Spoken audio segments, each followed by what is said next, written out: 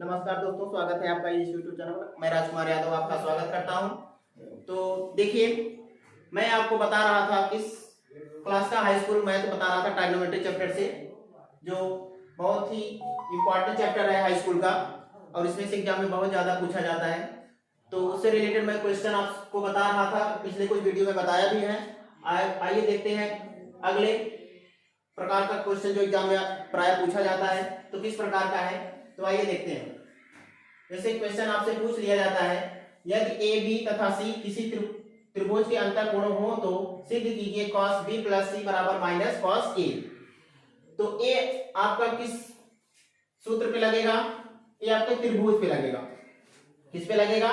त्रिभुज। तो एक त्रिभुज बना लीजिए। क्या कर लीजिए? एक त्रिभुज बना लीजिए, ए बी सी। ये आपका क्या है? त्रिभुज है। ये क्या है? त्रिभुज है।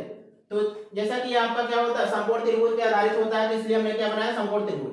तो समकोण त्रिभुज पे है, तो आइए देखते हैं इसको कैसे हल करना है। बहुत ही इजी है। देखिए, किसी त्रिभुज के तीनों कोणों का योग, तीनों कोणों का योग बराबर कितना होता है? 180 अंश होता है। यह हमने पढ़ा है, आप लोग भी जानते हैं नियम। तो आइए देखते हैं कैसे लगेगा। अब त्रिभुज में तीन कोण है, कौन कौन? कोण ए प्लस कोण बी प्लस कोण सी। अब हम तीनों को अगर मिलाएंगे कितना आएगा? हमेशा 180 अंश से नियम है। तो अब क्या करेंगे, हमें सिद्ध करना है cos b प्लस सी बराबर माइनस cos a। तो a को हम क्या ले जाए? उधर ले जाए, क्योंकि हमें उस तरफ क्या लाना है? cos लाना है। बाकी b प्लस सी को इधर ही रहने देंगे। तो कोण b प्लस कोण c बराबर क्या होगा? 180 अंश माइनस कोण a। अब दोनों पक्षों का क्या कर लीजिए? cos ले लीजिए, क्योंकि cos के रूप में लाना है हमको आंसर ना। तो क्या करेंगे? cos लेंगे। तो आइए देखते हैं cos लेने पर क्या होता है।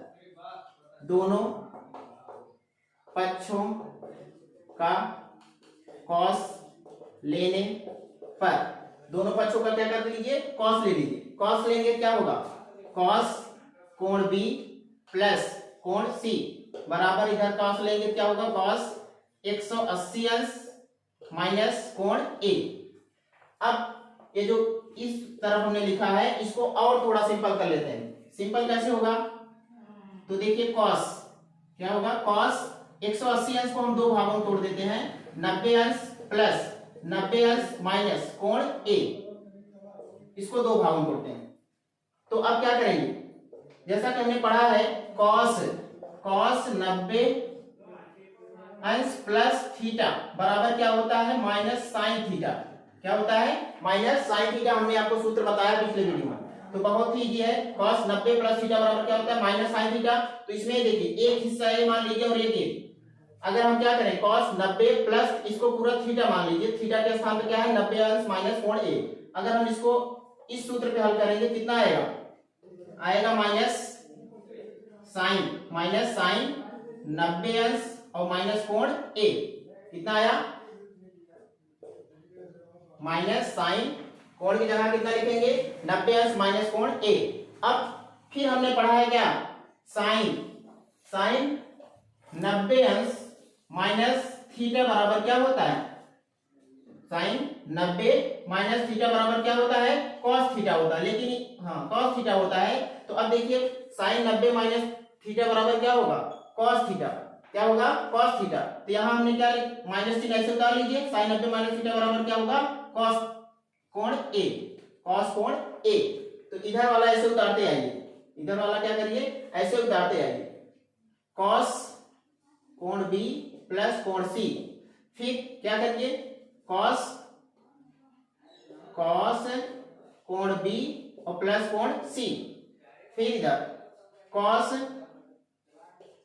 कोण b प्लस कोण c बराबर कितना आया? Minus cos a। यही आपको क्या करना था? सिद्ध करना था। cos b प्लस c बराबर माइनस cos a लिखो। चाहे कोण के रूप में लिखेंगे तब भी वही है, उसका कोई फर्क नहीं पड़ता, कोण लगाइए या ना लगाइए। तो ये आपका क्या है? यही आपको आंसर लाना था। ये आपका क्या हो गया? सिद्ध हो गया। cos कोण b प्लस कोण c, cos कोण b प्लस कोण c बराबर कितना आ गया? माइनस cos कोण a। तो यही आपका सिद्ध करना है। आइए देखते हैं दूसरे प्रकार का क्वेश्चन। आइए देखते हैं दूसरे प्रकार का क्वेश्चन जो बहुत पूछा जाता है 1 नंबर में। तो देखिए क्या दिया हुआ है, कह रहे मान याद कीजिए cos 18 अंश बटा sin 72 अंश। ऐसे आपका और दिया क्वेश्चन sec 37 अंश बटा cos 53 अंश। अगला क्या दिया sin 27 अंश बटा cos 63 अंश। तो बहुत ही इजी है, बस आपको फार्मूला अगर याद होगा तो इजी है, नहीं याद है तो आप फार्मूला याद कर लीजिए। देखिए जैसे cos 18 अंश बटा sin 72 अंश दिया है, इसका सॉल्यूशन कैसे करेंगे। cos को हमें किस में बदलना है, sin में।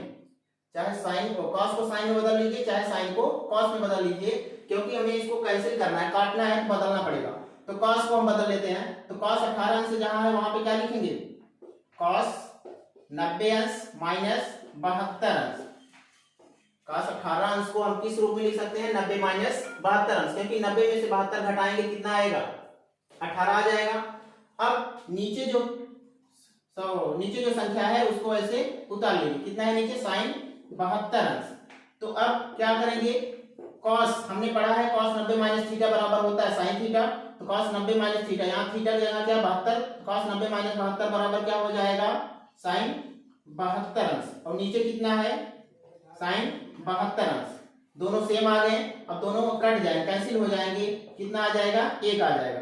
यही आपका क्या हुआ, आंसर हुआ। ऐसे ठीक इसको भी हल करना है, तो देखते हैं। sec 37 अंश है, sec 37 अंश है, 37 को हम क्या लिख सकते हैं, 90 अंश माइनस 53 अंश, 90 अंश माइनस 53 अंश, क्योंकि 90 में से 53 घटाएंगे कितना आएगा, 37 आएगा। तो चाहे 37 लिखो चाहे 90 माइनस 53 लिखो, बात एक ही है। अब कोसेक ये नीचे वाला जो है संख्या उसको ऐसे उतार लीजिए, कोसेक 53 अंश, कोसेक 53 अंश।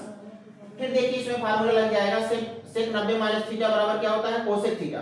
सेक 90 माइनस थीटा बराबर क्या होता है, कोसेक थीटा। लेकिन यहाँ सेक 90 माइनस 53 अंश है, तो क्या हो जाएगा, हो जाएगा आपका क्या, कोसेक 53 अंश। और नीचे कितना है जो है उसको ऐसे उतार लीजिए, कोसेक 53 अंश। देखो सेम आ गया, जब सेम आ गया तो इसको हम कैंसिल कर सकते हैं, काट सकते हैं, कितना आएगा, 1 मैं आपके लिए छोड़ रहा हूं, इसको करिएगा। अगर नहीं आता है तो मेरे YouTube चैनल पर कमेंट करिएगा, मैं आपको फिर से बताऊंगा। तो उम्मीद करते हैं आपको समझ में आया होगा, जो बहुत ही इजी है, बस आपको फार्मूला रखना है, कुछ करना नहीं है, बस एडजस्ट करना है। एग्जाम में जब भी ऐसा क्वेश्चन पूछा जाता है तो आप इसी तरह से जवाब दीजिएगा। इसका आंसर हमेशा कितना आता है, 1 आता है। कितना आता है, 1 आता है। तो उम्मीद करते हैं आपको समझ में आया होगा। तो मेरे YouTube चैनल को आप लोग क्या करिए, लाइक करिए और सब्सक्राइब करिए और शेयर करिए। और नहीं समझ में आता है तो आप मेरे YouTube चैनल पर कमेंट करके मुझसे बता सकते हैं। तो इसी के साथ मैं आपसे विदा लेता हूँ, धन्यवाद।